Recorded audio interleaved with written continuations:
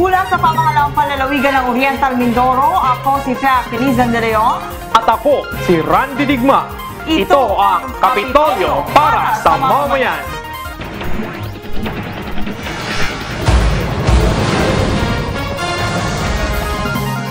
Sa ulo ng mga sumisikad nating balita, Pwersa ng Sikad at Bayani Challenge ng Pilipinas nating magsasanib. Voluntaryong pakikisa ng mga Mindoreño hinikayat.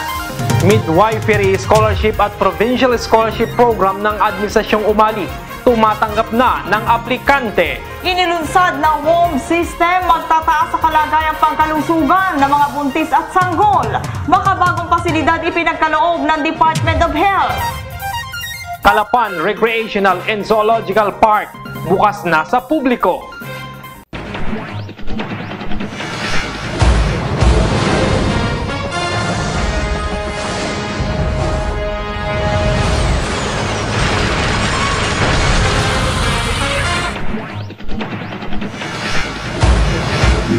Sa detalye ng ating mga balita, sinasabing kahirapan ang ugat ng mabagal na pag-unlad ng isang bayan.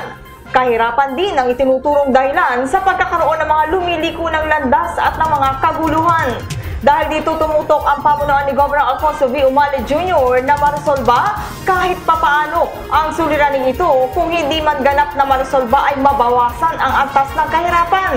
Kaya puspusan ang pakikipagtuwang ng kanyang pamunuan sa mga pribado at pansibikong samahan upang mapagtulungang maiangat ang kalagayan ng mahihirap nating kababayan. Narito ang report. Lumagda si Governor Alfonso V. Umali Jr. sa isang Memorandum of Agreement hinggil sa sama-samang pagtulong sa pagsasaayos ng mga sirang paaralan at bahay. Gayon din ang mismong konstruksyon ng bahay para sa mga wala pa nitong residente, partikular ang mga katutubong mangyan. Nagsanib ang pwersa ng pamahalaang panlalawigan sa pamamagitan ng Strategic Intervention Community Focus Towards Development at ng Pilipinas natin sa programa naman itong Bayani Challenge sa pangunguna sa pagtulong sa mga mahihirap nating kababayan, lalong-lalo na ang mga katutubong mangyan na mapagkalooban ng mga ito ng maayos na panahanan. Sa pangangasiwa ni Pilipinas nating Chief of Staff Mimo Perez, inihayag sa mga nagsidalo sa ginanap na paglulunsad ng Bayani Challenge ang konsepto ng programang bayanihan. Kabilang sa mga binigyan diin dito ang kahalagahan ng sama-samang pagtulong nang hindi naghihintay ng kapalit, volunteerismo at ang commitment sa pagtulong at pagmamalasakit sa kapwa. Last year, 5 probinsya, pinalabas ko kanina. Ang isa po sa 5 probinsya, Occidental Mindoro sa Rizal. Nakapag-mobilize sila ng mahigit 10,000 volunteers. Meron pang nagbisikleta mula Marikina hanggang Batangas Pier. Sinakay sa ulo yung bisikleta niya, nagbisikleta uli hanggang Rizal, Occidental Mindoro. May mga kabataan binibenta ng cellphone nila para sila makapagpayin niya. So nakita nila na mukhang hinod na yung panahon para sa mga Pilipino na naghahanap lang ng opportunity for a collaborative effort like this. Ayon pa kay Chief of Staff Perez na makausap niya si Governor Alfonso V. Umali Jr. at malaman ang konsepto ng Bayanihan Challenge bilang Pangulo ng Union of Local Authorities at League of Governors of the Philippines, ito na mismo ang nanghikayat sa 33 lalawigan sa bansa na makilahok na kasama na ngayon sa Pilipinas natin sa Bayanihan Challenge.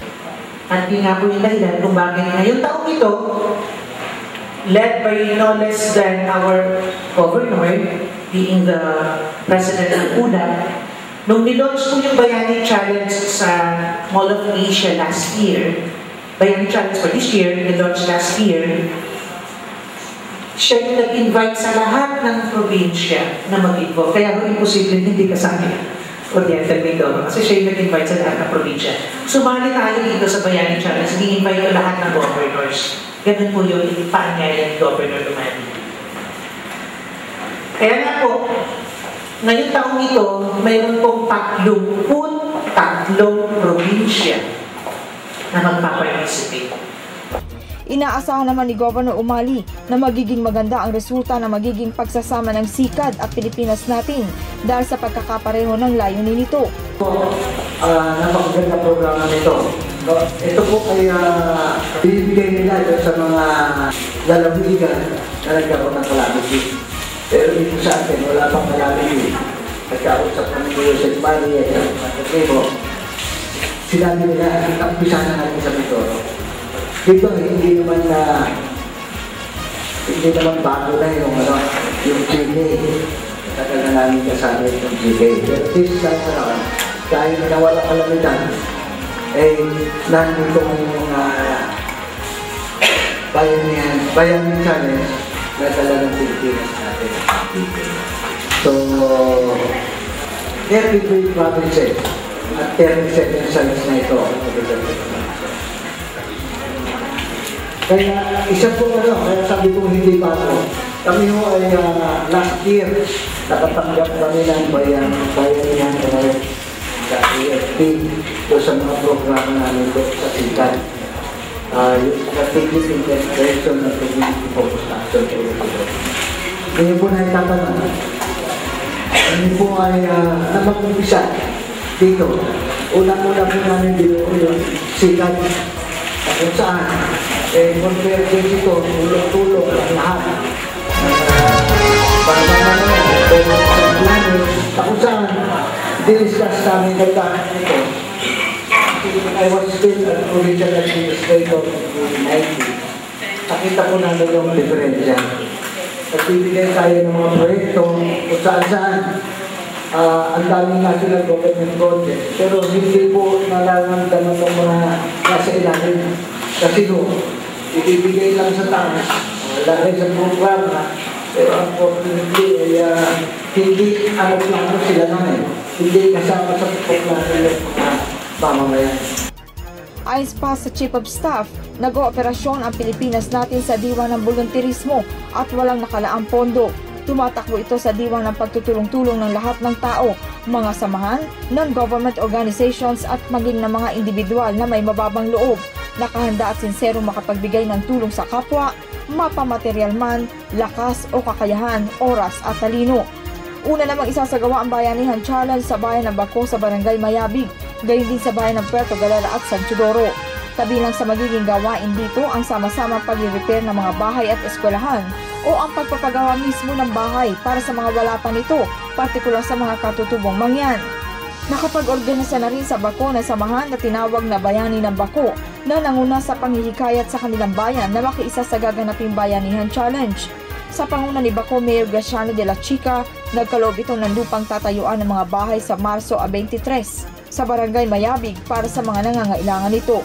Bilang counterpart, tutulong ang pamahalaang panlalawigan sa pamamagitan ng SICAD sa pagbibigay ng mga pangkabuhayang pagsasanay sa mga magiging benepisyaryo ng gagawing mga bahay rito, gayon din sa mga pangangailangang pangkalusugan at pang-edukasyon.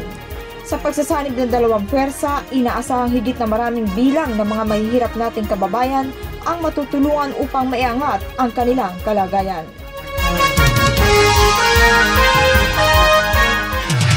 Kung matatanda ninyo, naibalita naming ang hangarin ni Governor Alfonso V. Umali Jr. na magkaroon ng isang midwife kada barangay. Bilang pagbibigay katuparan dito, nakahanda na ang pamahalaang panlalawigan na tumanggap ng mga aplikanteng interesadong kumuha ng kursong midwifery upang libre itong pag-arali ng pamahalaang panlalawigan. Kasabay ang regular na programang Integrated Provincial Scholarship, narito ang isang panawagan.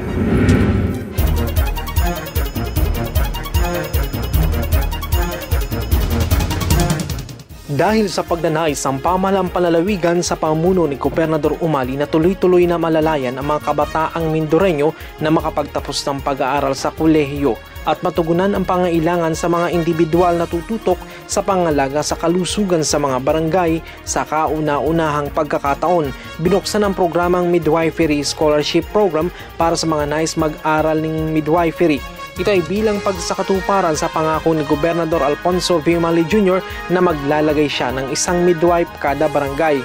Umaabot sa 71 mag-aaral ang binibigyan ng pagkakataong makapagtapos ng naturang kurso. Kung ikaw ay Pilipino, tapos ng high school at may pangkalatang marka ng 75% para sa mga katutubong mangyan at 80% sa mga hindi katutubong mangyan o kaya ay hindi pa nakakapagtapos ng kolehiyo, kumikita ng hindi hihigit sa 150,000 pesos kada taon ang mga magulang at hindi hihigit sa 35 taong gulang. Magdala lamang ng mga sumusunod, dalawang 1x1 ID picture, may kulay, birth certificate, report card, marriage certificate kung kasal na at certificate of indigency galing sa MSWDO. Ang deadline ng pagsumiti ng aplikasyon ay sa Abril 10 at nakatakda naman sa Abril 16 ang eksaminasyon nito na gaganapin sa JJ Ledo High School sa lungsod ng Calapan at Juan Morente Senior Memorial Pilot School Pinamalayan para sa mga aplikanteng taga-Segunda Distrito. Para naman sa karagdagang impormasyon, makipag-ugnayan lamang sa Secretariat Integrated Scholarship Program Office of the Governor, Education and Employment Services Division na matatagpuan sa Provincial Capital Compound, Camilmil, Calapan City o tumawag sa 288-2184. Samantala, para sa libre pa ring pagpapaaral ng pamahalang palalawigan, ang Oriental Mindoro Integrated Scholarship Committee ay tumatanggap na rin ngayon ng mga aplikante para sa Bachelor's Degree Program. Kung ikaw ay Pilipino, high school graduate at may general average na hindi bababa sa 85% kung Tagalog at hindi naman bababa sa 80% average kung katutubo, hindi hihigit sa 21 taong gulang, hindi pa nakakapag-enroll sa kolehiyo o kahit anong technical vocational courses at hindi naman tataas sa 150,000 pesos ang kinikita ng magulang sa bawat taon. Magdala lamang sa tanggapan ng integrated scholarship ng mga sumusunod: 2-colored 1x1 ID pictures, birth certificate, certificate o katunayan na lehitimong mangyan mula sa tribal leader verified by NCIP at report card. Ang deadline ng pagsumiti ng aplikasyon ay sa Abril 12, samantalang nakatakda sa darating na Abril 19 ang eksaminasyon nito sa JJ Ledo Memorial National High School, Calapan City.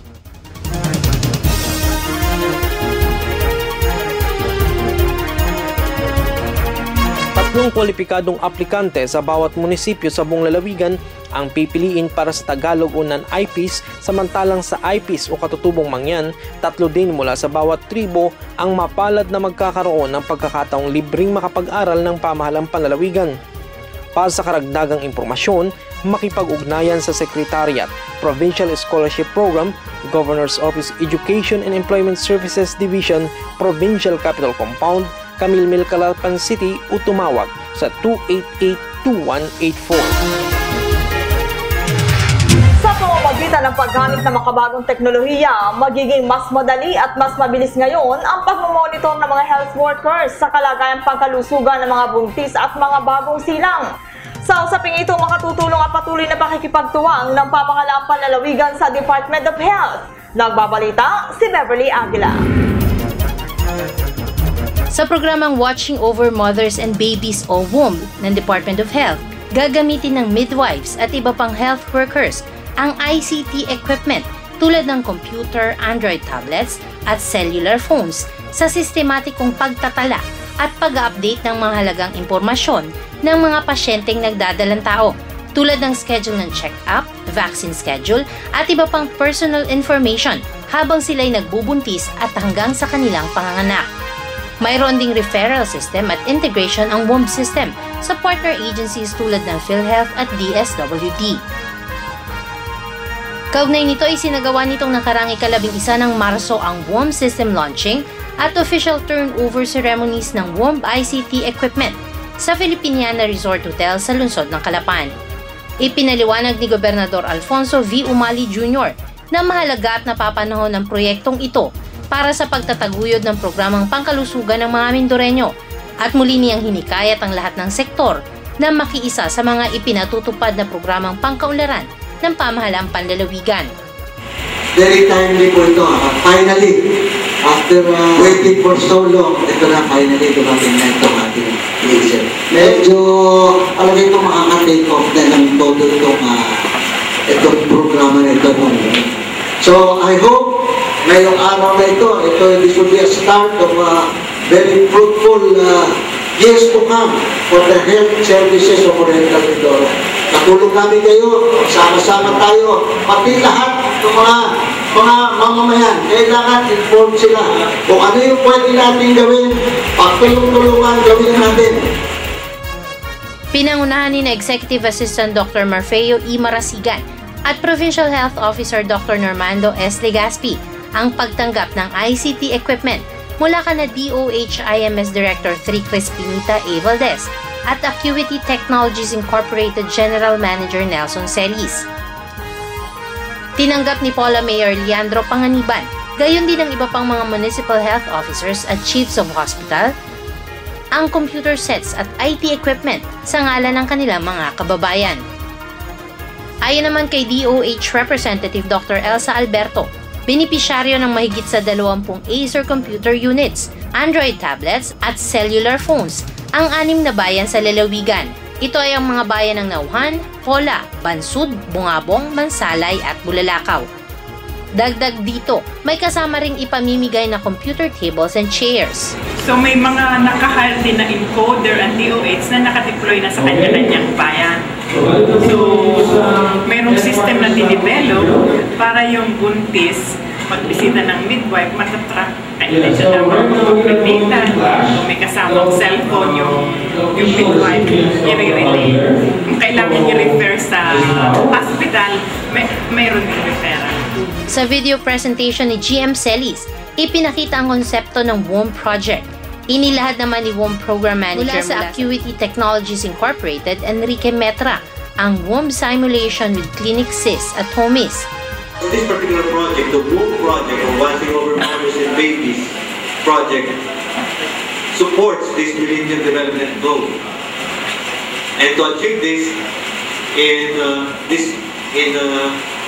2012, part of the President's SONA in 2012 regarding this Millennium Development Goal, a program would be established by the Department of Health to help minimize home delivery as well as pregnancies without regular visits to children.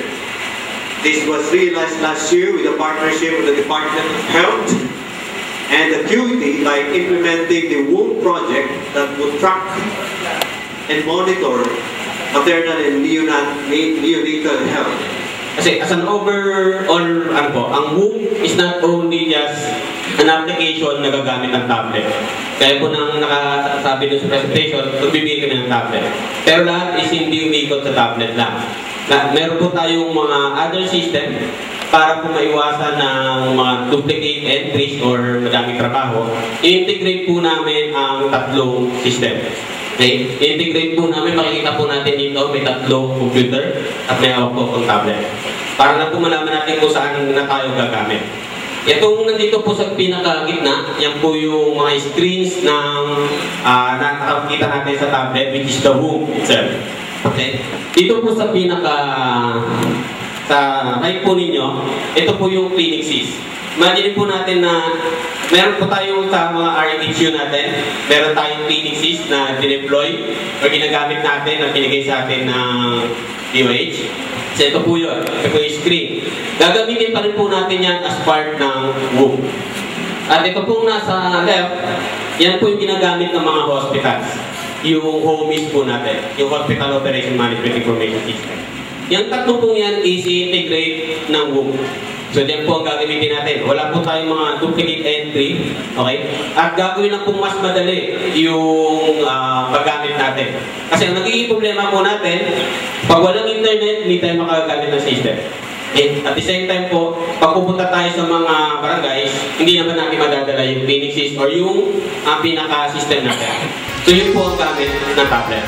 So, kasunod nito, lumagda sa Pledge of Commitment ang mga konsernadong opisyal ng lalawigan, MHOs, Chiefs of Hospital, at iba pang mga opisyal para sa sama-samang pagtataguyod sa maternal and child health care sa lalawigan at sa pagtitiyak sa pagkakaloob ng kumpletong health care at reproductive health services sa mga mamamayan. Ang WOMB ay proyektong pangkalusugan na magkakasamang ipinatutupad ng pamahalaang panlalawigan, DOH National Center for Disease Prevention and Control, DOH Information Management Service, Center for Health Development, 4B Mimaropa, at Acuity Technologies Incorporated.